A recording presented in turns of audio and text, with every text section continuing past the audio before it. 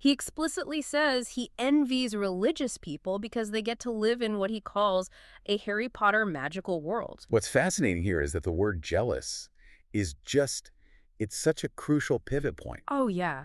Because usually, right, the modern rationalist position is all about this quiet superiority. Exactly, like, I'm brave enough to face the cold, random universe and you're just clinging to a fairy tale. Right, right. Like, you're just weak. But the skeptic here completely abandons that high ground. He's confessing that the cold, indifferent universe is literally draining the life out of him. It's exhausting him. Yeah. In his secular view, if a tragedy happens or, someone just fails at their job, it's just bad luck or personal incompetence. There's no overarching plot. And he even says he's jealous of the bad parts of the believer's worldview. Like, he actually says, even with the demons, too. Because a demon implies a storyline. Exactly. Even a demon means your suffering has a distinct narrative purpose. Like, you're part of this epic cosmic battle, not just some random victim of a bad economy or a cellular mutation. Right.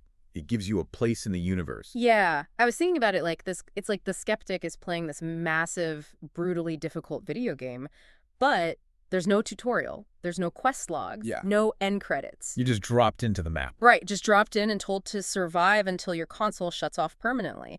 And he's sitting there watching the believer play the exact same video game, but the believer has a mini-map. And a clear set of objectives. Yeah, and a narrator explaining why every obstacle is there to teach him a lesson. So, I mean, is this desire for a narrative the real root of our human search for meaning? I think absolutely. The psychological mechanics of that jealousy show that we are fundamentally just storytelling creatures. Like, when society removes a unified collective story, the entire burden of creating meaning just crashes down on the individual shoulders. Wow. You have to wake up every single morning and basically generate your own bespoke purpose from scratch. Yeah. And that takes an immense amount of, like, psychological caloric burn. Caloric burn. I love that phrasing. Yeah, and the skeptic is basically admitting he's out of calories. He's just so tired of generating his own meaning. He wants into the magical world. He's begging for the quest log. But, and this is where it gets super interesting, he refuses to just walk through the front door of faith. Right, he needs a workaround. Yeah, he tries to, like, engineer a loophole. He demands a ticket that his intellect can actually verify. So on the tape, he hinges his potential belief on getting an undeniable, mathematically improbable sign. He literally demands the number. Yes, he says he wants the universe to show him a highly specific number on a scrolling video feed. 22 digits scroll across my screen. Right, something so insanely specific that his brain can't just dismiss it as a coincidence.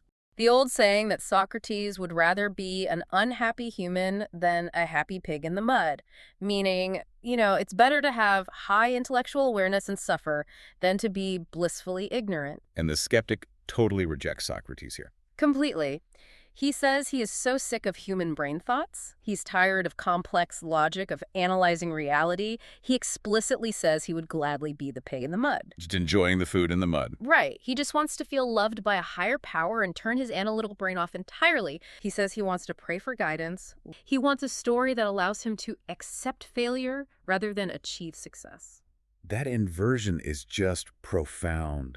We almost always view divine intervention as this force that shoots us up the societal ladder. Exactly. But the skeptic is praying for divine intervention to forcibly drag him off the ladder completely. And why does he want a mandate to fail? I mean, it goes right back to the absolute exhaustion of managing his life. A caloric burn. Yeah. Right now, the pressure to succeed, to hold it all together, is entirely on him. But if God explicitly commands him to drop out of the rat race, to just be a homeless person, Then the burden is totally lifted. instantly, he doesn't have to try anymore. It's like the ultimate abdication of responsibility. Concepts like success and failure are just human constructs, and they dissolve entirely once a person actually makes breach contact with God. Your past worldly failures, the times you couldn't manage your life, your mistakes, they don't just become acceptable, they become functionally irrelevant. This is not some self-improvement project where you, like, white-knuckle your way to being a better person. By surrendering to this contact, internal software is basically overwritten by an external force. You just naturally become more virtuous, more patient, more loving. So if we step back, The skeptic and the believer are essentially talking about the exact same fundamental desire, right? They just have completely different lenses. Yes, They both want to surrender. right. But the skeptic's method is to accept societal failure, to step off the ladder so he doesn't have to climb. And the believer's method is to surrender to God, which just deletes the concept of the ladder entirely. Exactly. The skeptic wants permission to lose the game. The believer is saying, hey, the game itself is an illusion once you find grace. And that distinction gets so sharp when they start critiquing different spiritual frameworks on the tape.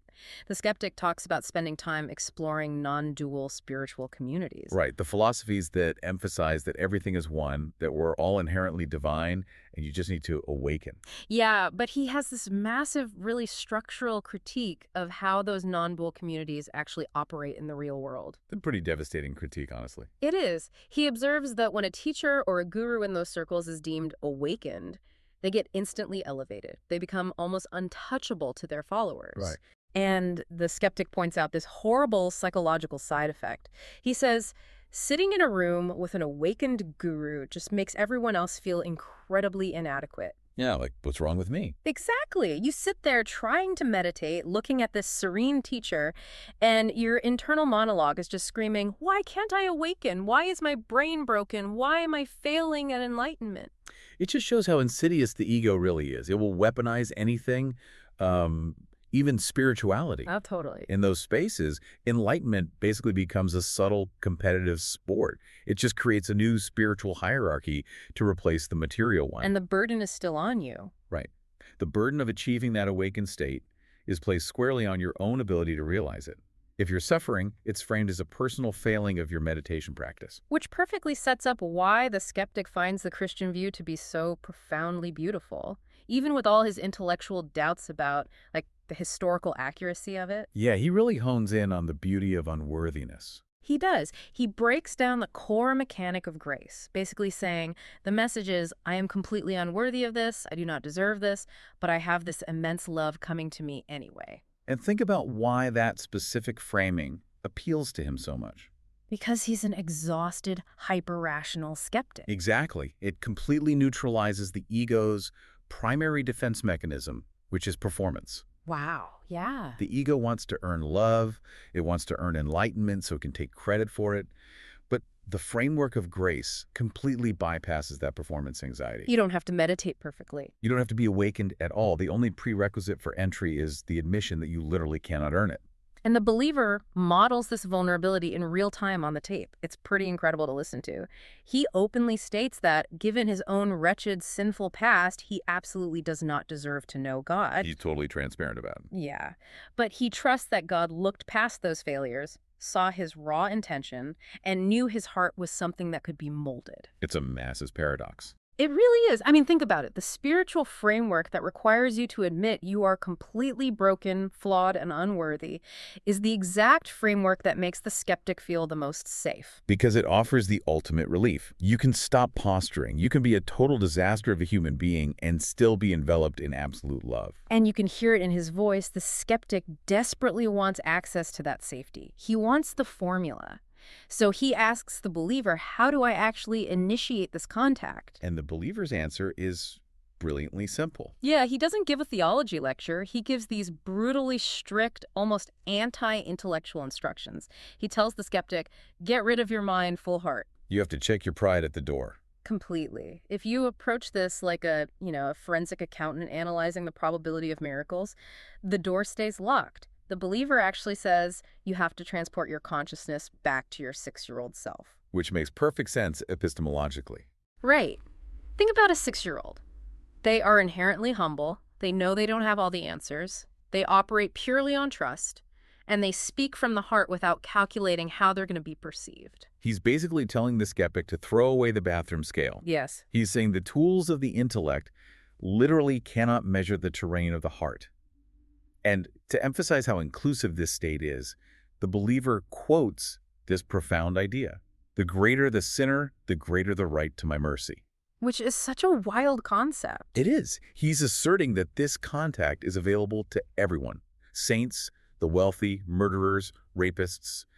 And then he leans on that classic theological phrase. He says, God loves the sinner, but hates the sin. Okay, and this is where the tape reaches its absolute intellectual peak. Oh, without a doubt. Because the skeptic vehemently rejects that phrase. He refuses to accept that God hates the sin, and in his rejection, he spontaneously constructs one of the most brilliant, radical reconceptualizations of human suffering I think I've ever heard. It's staggering. It is. So, the skeptic argues that if God is truly perfect and omniscient, there's one thing God cannot know organically: imperfection. Right. God cannot know what it feels like to be forsaken or to be rejected or to be totally blind to the divine. So the skeptic theorizes God uses humanity to experience the full spectrum of separation. He says God uses the sinner to know sin. Yes. God uses the skeptic to experience what it actually feels like to not believe in God. And the implication there is just massive. Let the weight of that sink in for a second.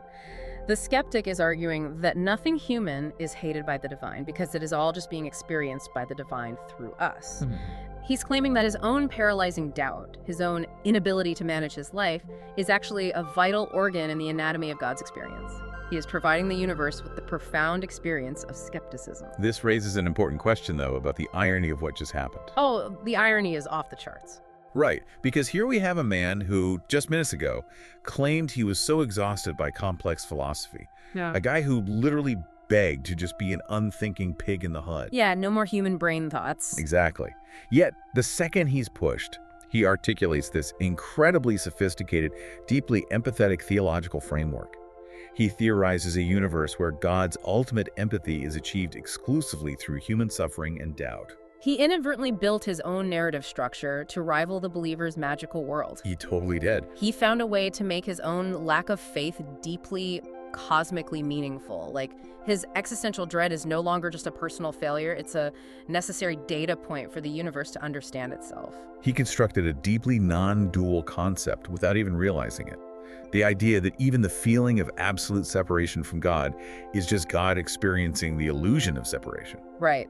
Both of these guys, using entirely different vocabularies and opposite premises, arrive at the exact same destination: the desperate need to integrate human flaw into a larger tapestry of meaning.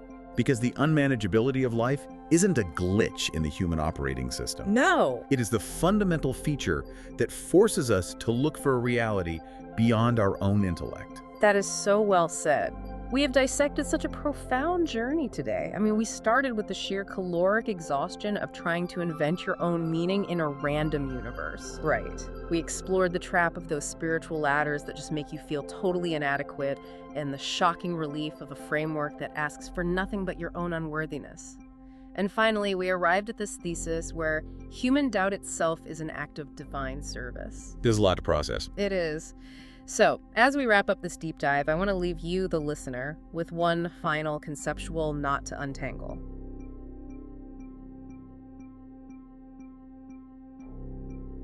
The skeptic insists that he absolutely needs a clear, quantifiable sign before he can safely surrender his intellect. He needs the proof to feel secure enough to let his ego die.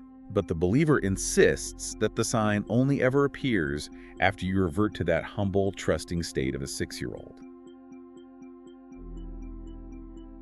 The surrender of the intellect is the prerequisite for the proof. The precise conditions demanded by the skeptic's intellect are the exact barrier preventing the reality from manifesting. So, what if the very act of demanding proof is the exact wall that prevents the proof from arriving? I mean, you want the absolute certainty that the universe has a plan before you take your hands off the steering wheel. But what if the only way to realize you are being carried is to let go of the wheel first? That's the terrifying part. It is. So which side of that wall are you standing on right now?